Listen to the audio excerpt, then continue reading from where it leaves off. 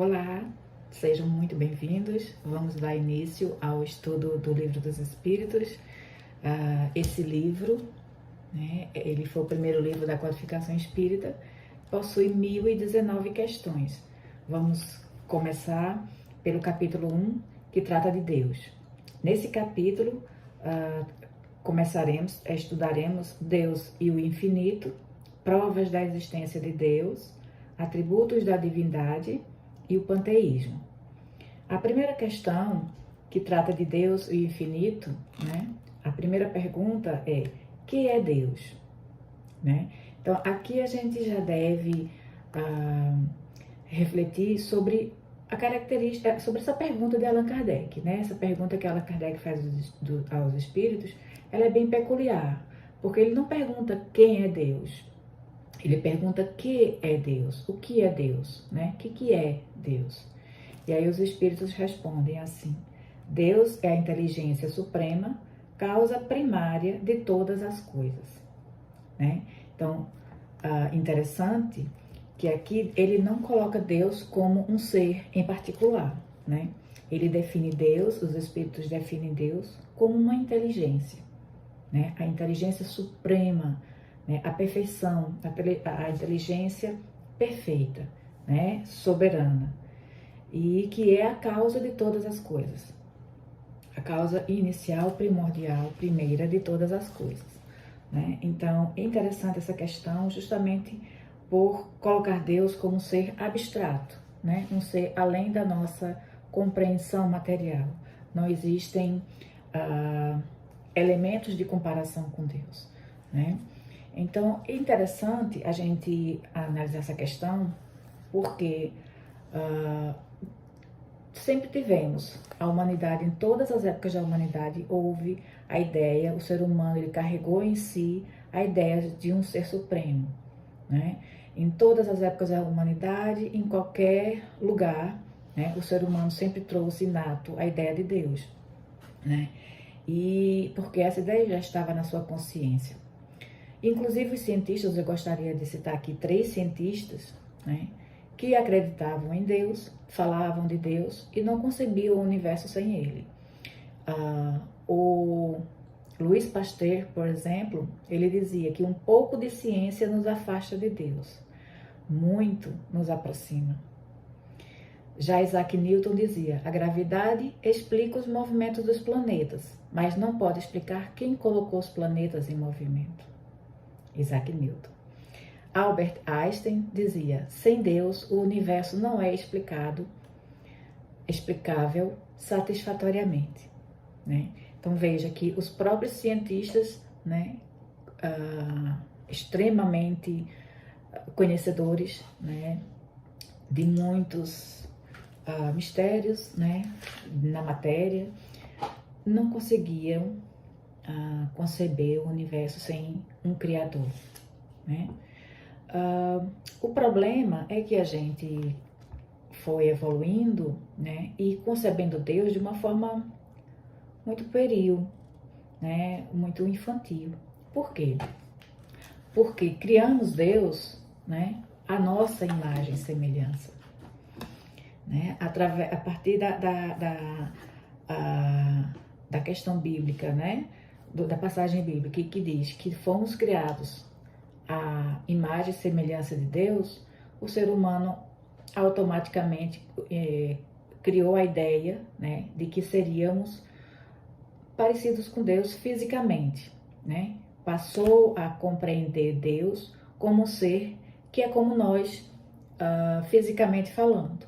Então, Deus seria um ser, um velhinho, que traz aquela concepção de um ser sábio, mas que está lá no céu, sentado num trono, com seu cajado, e através, com esse cajado, ele pune, as criaturas a seu bel prazer, ele ou dá graças, privilégios, aqueles escolhidos. Ou seja, na verdade, nós criamos Deus à nossa imagem e semelhança, Não foi Deus que criou os seres humanos à sua imagem e semelhança, fomos nós que criamos Deus à nossa imagem e semelhança. Um Deus vingativo, Um Deus que dá privilégios, Então, esses somos nós, né? Na verdade, Deus, na passagem bíblica, quando fala que Deus criou os seres humanos à sua imagem e semelhança, mas na sua essência, né? No sentido de que somos seres em espírito, capazes de amar, capazes de criar também, né? Não como Deus, obviamente, né? Que Deus é a perfeição, é o infinito, tem a perfeição em tudo, né? Infinito em tudo.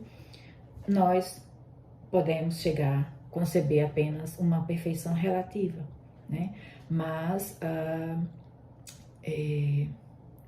temos que refazer, né? Reconstruir a imagem que fizemos de Deus, né? Deus não é a nossa imagem, né? Nós somos a imagem de Deus na sua essência, em espírito, né? Mas como seres perfectíveis, seres que foram criados simples e ignorantes, para um dia chegar à perfeição, né?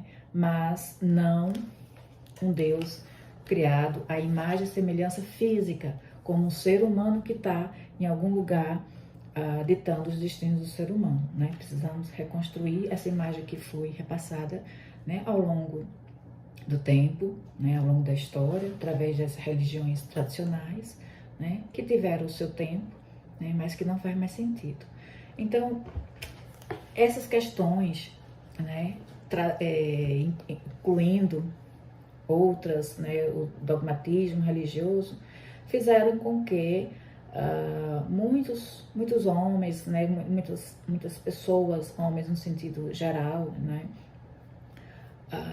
resolveram não aceitar Deus, né, resolveram que o sentido de Deus não tem, a ideia de Deus não tem sentido, né? Por que essas pessoas começaram a pensar assim? Porque a humanidade, algumas pessoas decidiram que Deus não era uma realidade, e sim algo criado pelos seres humanos, né? Devemos também refletir sobre isso. Porque simplesmente algumas pessoas, ao longo da história, resolveram que Deus não fazia parte da realidade, não era parte da realidade, não existia, era uma criação humana. Então, parte disso se dá justamente pela nossa incapacidade, né, humana de penetrar nos mistérios divinos, né?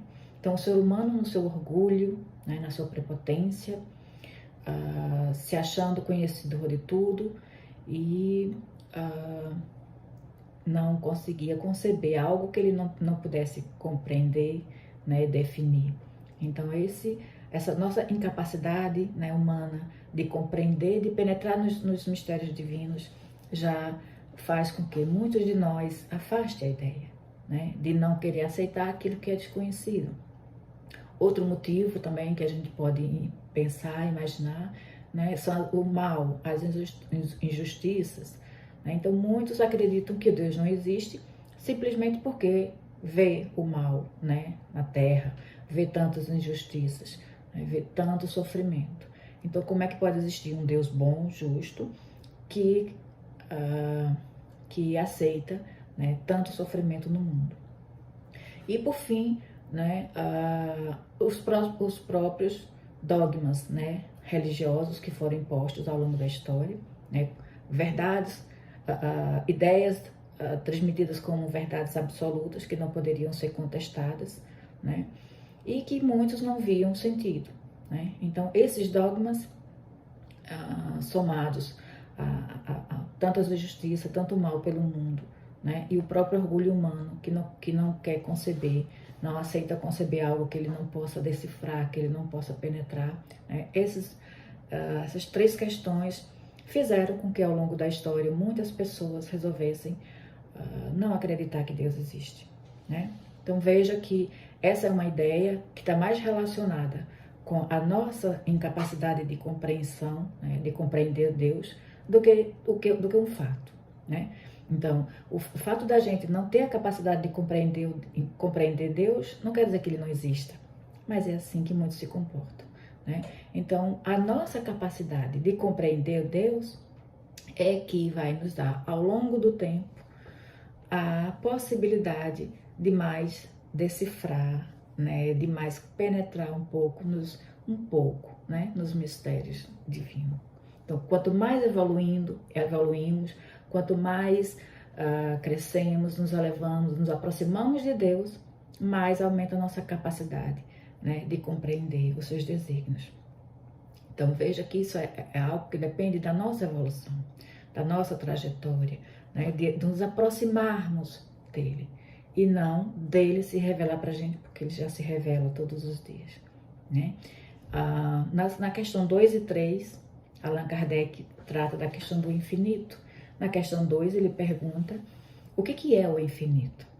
E aí os espíritos respondem que infinito é tudo que não tem fim, né? Não tem começo nem tem fim, né? E que é o desconhecido. O infinito é o desconhecido. Tudo que é desconhecido é infinito, né? Uma questão interessante. Mas Allan Kardec fez essa pergunta para saber, porque ele queria, na verdade, saber se Deus é o infinito, né? Na questão 3 ele diz, poder-se-ia dizer que Deus é o infinito, né? Então veja que ele, na questão 2 ele pergunta o que é o infinito, porque ele queria saber se Deus é o infinito. E os espíritos respondem, definição incompleta, pobreza da linguagem humana, insuficiente para definir o que está acima da linguagem dos homens. Então, Deus não é o infinito. Infinito é um dos atributos de Deus, né? Vamos ver mais na frente quais são os atributos de Deus. Mas Deus, ele é o infinito em suas perfeições, né? Como a nota de Allan Kardec fala, né? O infinito, ele é algo que não podemos compreender, né? E por isso já queremos atribuir, né, associar Deus ao infinito. Mas devemos associar Deus no infinito, mas como a perfeição infinita, a sabedoria infinita, a bondade, a justiça infinita, né? Não que ele seja o infinito. Isso seria tomar o atributo pela coisa em si, né? Então, ficamos por aqui. Aguardo todos no próximo vídeo, onde daremos continuidade a partir da questão 4, em que Allan Kardec indaga aos espíritos sobre as provas da existência de Deus. Existem provas da existência de Deus? Que provas são essas? Então, é o que vamos ver no próximo vídeo.